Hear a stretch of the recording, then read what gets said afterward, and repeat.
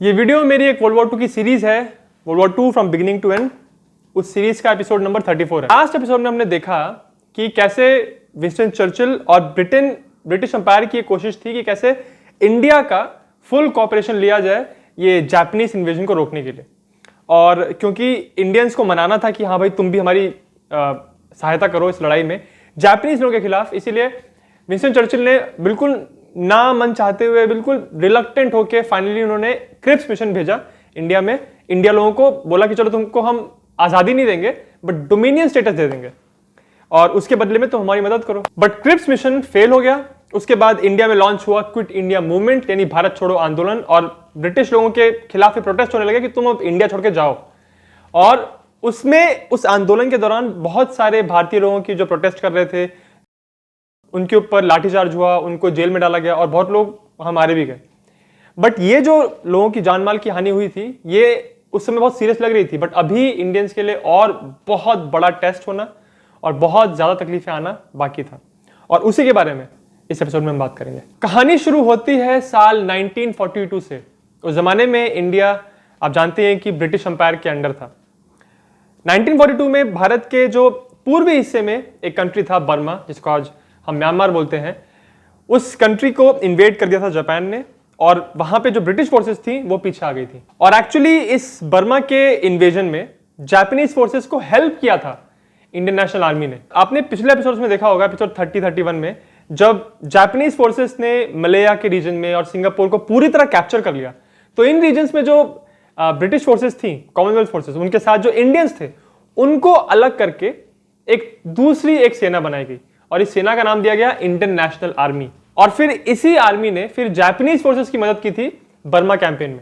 ये Indian national army का ये मकसद था कि अभी हम जापानीज लोगों की हेल्प करेंगे और जापानीज लोगों की मदद लेके हम इंडिया में जो ब्रिटिश राज है उनको निकालेंगे।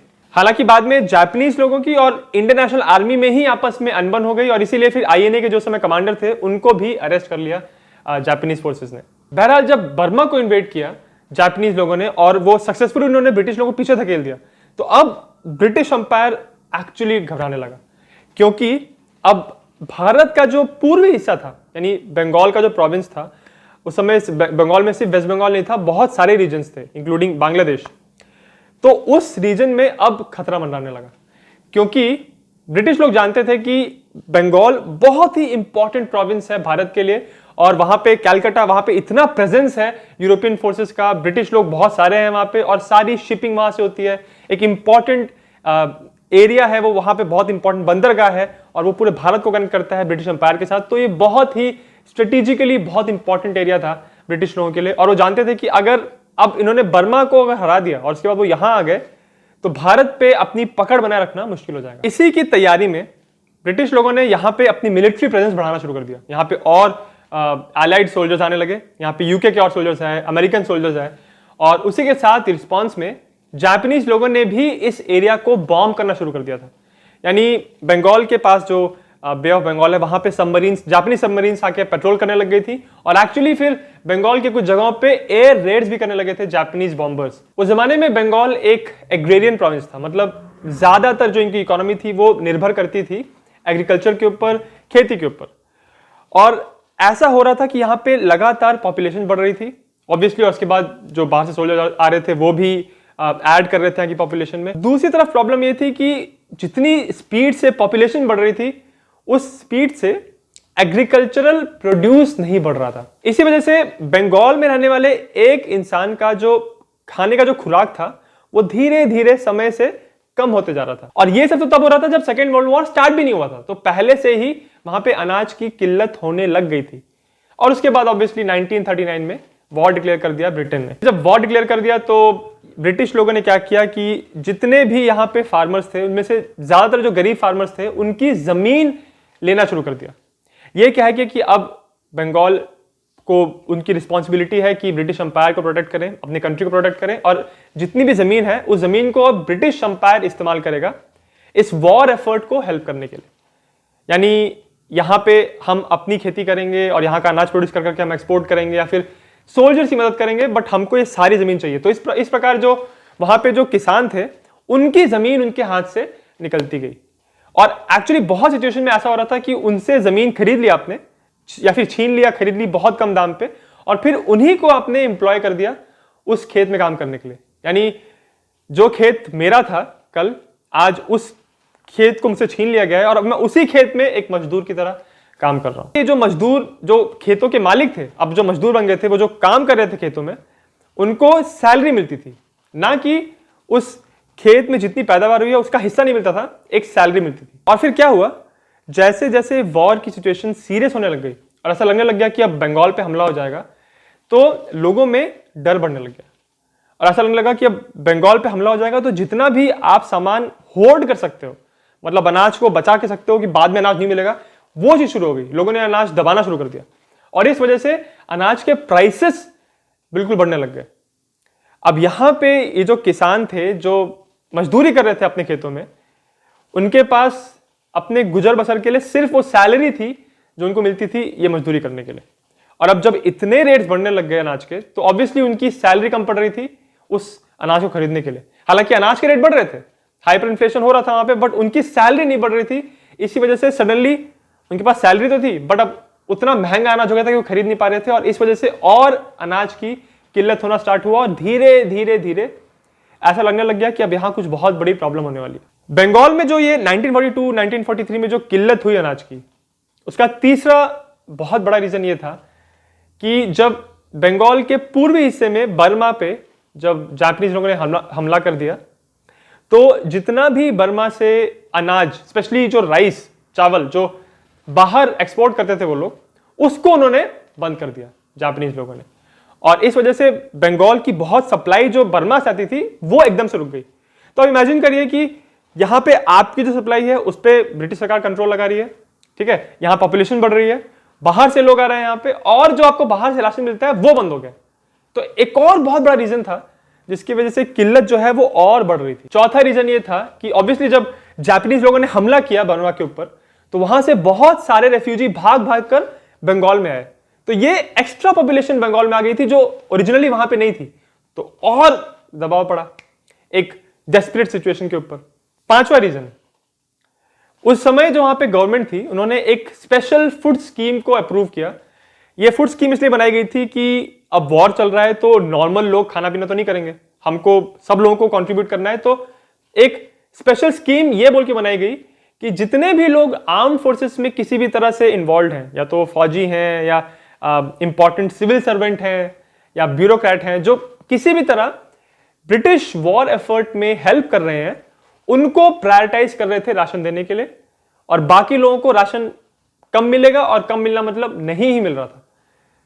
तो और भी ज्यादा गरीब लोगों के ऊपर प्रेशर आने लगा, क्योंकि अब सरकार ने कह दिया था कि भाई तुम प्रायोरिटी में नहीं हो अगर तुम वॉर एफर्ट में डायरेक्टली इन्वॉल्व नहीं हो। तो अगला रीजन ये है कि ये वॉर का जो माहौल बन रहा था और ऐसा लग रहा था कि जापानीज इन्वेजन इमिनेंट है, कभी भी जापानीज लोग हमला कर देंगे, ये रीजन देके ब्रिटिश लोगों ने एक डिनायल पॉलिसी लगाई।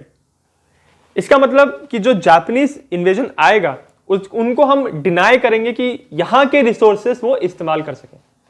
इसी वजह से जितना भी यहां पे सरप्लस एग्रीकल्चरल प्रोड्यूस था, मतलब जितना भी धान, गेहूं, जितना भी प्रोड्यूस हो रहा था, उसको यहां से हटाना है हमको, ताकि जापानीज लोग इसको इस्तेमाल ना कर सकें, जिसको आप दूसरी भाषा में स्कॉर्च्ड अर्थ पॉलिसी भी कहते हो, कि अपनी ही इंफ्रास्ट्रक्चर को आप तबाह कर दो ताकि एनिमी इसको इस्तेमाल ना कर पाए।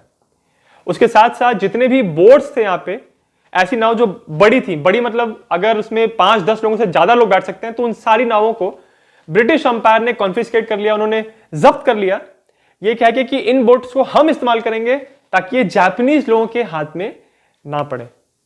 तो कहने के लिए तो ये रीजन अच्छा लग रहा है कि हाँ ठीक है, जापानीज लोगों के हाथ में नहीं पड़ना चाहिए, हम अपने पास संभाल लेते हैं, बट इससे हो क्या रहा था कि जो वहां के लोकल जो फार्मर्स थे, जो अपने प्रोड्यूस को यहां से वहां लेके जाते थे, बेचते थे, वहां से लेके आते थे सामान, उनकी सडनली उनके हाथ से बोट चली गई। तो अब जो सुंदरबन का जो एरिया है, जो प्रॉपरली वहां पे पानी से इतना मर्चेंट्स ट्रैवल करते थे, वो सडनली वो एकदम बंद हो गया।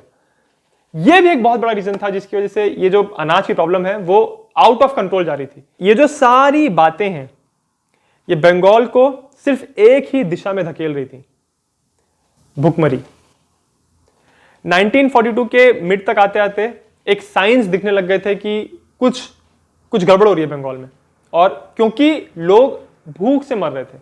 हालांकि जो बंगाल के जो रूरल एरियाज हैं, गांव के एरियाज में तो और भी कहना मुश्किल है कि कब से भुखमरी स्टार्ट हो गई थी, क्योंकि जो गांव के लोग थे वो कुछ ना कुछ, उनका राशन कम पड़ रहा था तो कुछ ना कुछ जुगाड़ लगा के वो जिंदा रह रहे थे। और वहां जो गांव में इतना खराब इंफ्रास्ट्रक्चर था, वहां पे कुछ इंफॉर्मेशन तो थी नहीं, तो वहां के हमारे पास सेंसस भी नहीं है ये कहने के लिए कि कब से स्टार्ट हो गई थी भुखमरी।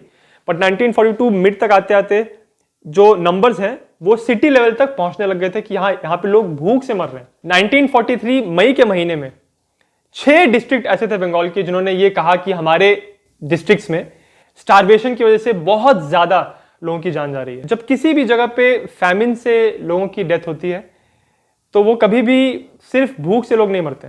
पहले शुरुआत में सिर्फ लोग भूख से मरते हैं, बट उसके बाद बीमारियां फैलने लगती हैं, और यहाँ पे भी वही हुआ।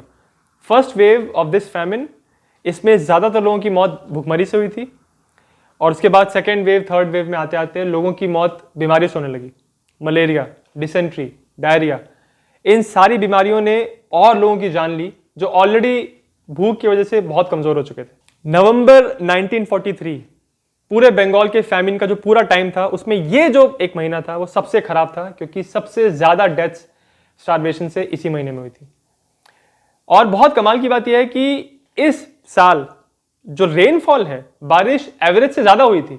तो ऐसा नहीं था कि यहां पे भुखमरी इसलिए हो रही थी क्योंकि यहां पे सूखा पड़ गया था, और इसी वजह से नेचुरल कॉजेस की वजह से ये भुखमरी नहीं हुई थी, और इसी वजह से इस फैमिन को एक मैन मेड फैमिन कहते हैं, नेचुरल फैमिन नहीं।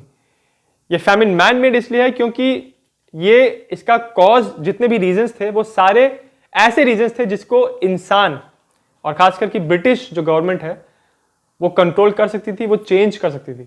अमर्त्य सेन जो एक बहुत फेमस इंडियन इकोनॉमिस्ट हैं और उनको नोबेल प्राइज भी मिला है, उन्होंने कहा था इस सिचुएशन में कि बंगाल में उस समय इतना अनाज था कि वो पूरे बंगाल की पॉपुलेशन को फीड कर सकते थे, फिर भी इतने सारे लाखों लोगों की डेथ हो रही थी भूखमरी की वजह से। उसके बहुत सारे रीजन थे, और सबसे बड़ा रीजन ये था कि जो वहां पे ब्रिटिश हुकूमत थी वो जितना भी वहां पे सरप्लस अनाज था, या एक्चुअली जितना जो अवेलेबल अनाज था, उसको वो एक्सपोर्ट कर रहे थे या फिर बाकी रीजन्स में भेज रहे थे, ट्रूप्स की मदद करने के लिए, यूरोपियन सोल्जर्स की मदद करने के लिए, या फिर मिडिल ईस्ट के रीजन में जो लड़ाई चल रही थी उनको फीड करने के लिए। और बंगाल की जो लोकल पॉपुलेशन थी, सिविलियंस थे, उनको ही खाना नहीं मिल रहा था, उनका अपना बनाया हुआ एग्रीकल्चर प्रोड्यूस। उस समय जो ब्रिटेन का प्राइम मिनिस्टर था विंस्टन चर्चिल, वो अगर चाहता तो इस सिचुएशन को बहुत जल्दी हैंडल कर लेता और बहुत सही से हैंडल कर लेता। बट विंस्टन चर्चिल इस बात के लिए ऑलरेडी बदनाम है कि वो एक इंपीरियलिस्ट था, उसके बहुत बहुत महान मानता था वो ब्रिटिश एम्पायर को, और उसका ये था कि जो वाइट लोग होते हैं उनका ये धर्म है, उनका एक कर्तव्य है कि जो जो ऐसे लोग हैं जिनके कलर्ड है स्किन, ब्राउन लोग, ब्लैक लोग, उनके ऊपर राज करे, उनको जीने का ढंग सिखाएं। और इसी वजह से ये इंडिया का जो राज करना है वो किसी ब्रिटिश के हाथ में रहे या किसी यूरोपियन पावर के हाथ में रहना चाहिए। तो वो मानता ही नहीं था कि इंडियंस केपेबल हैं सेल्फ गवर्नमेंट के, और इसी वजह से वो चाहता नहीं था कि इंडिया को आज़ाद किया जाए।